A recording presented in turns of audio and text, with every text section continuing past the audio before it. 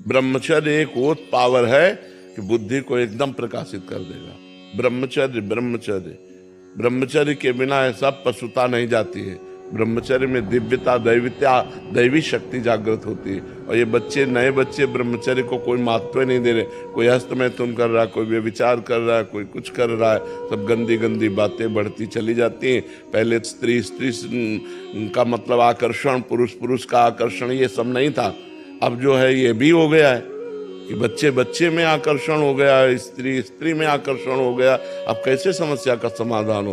पहले तो था कि चलो स्त्री संयोग ब्याह हुआ, फिर ये हमने तो कभी नहीं सुना कि स्त्री का आकर्षण, पुरुष का आकर्षण। अब ये कलयुग की एक नई रीति चल गई है, पुरुष का आकर्षण, स्त्री का आकर्षण।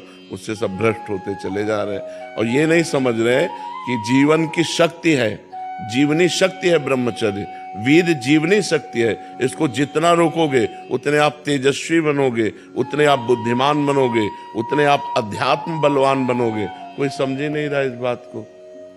अरे ब्रह्मचर्य से रहो। जब ब्याह हो जाए तो महीने में एक बार केवल स्त्री संभोग के लिए शास्त्र आदेश करता है, वो भी मासिक धर्म के एक सप्ताह बाद। जब पवित्र हो जाए स्त्री तो एक बार संभोग के लिए, गृहस्थ के लिए शास्त्र आदेश करता है, महीने में एक बार। यहाँ क्या हालत क्या है बच्चों की। एक जहाँ तुम बैठे हो, यहाँ एक 12 वर्ष का बालक था, वो कह रहा था मैं हस्तमैथुन से परेशान हूँ, मेरे गर्लफ्रेंड है।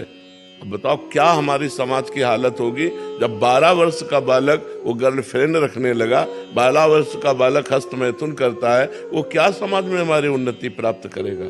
तो इसलिए नौजवानों से सबसे प्रार्थना है कि बुद्धि के विकास के लिए और जीवन को सुखमय काटने के लिए ब्रह्मचर्य को धारण करें।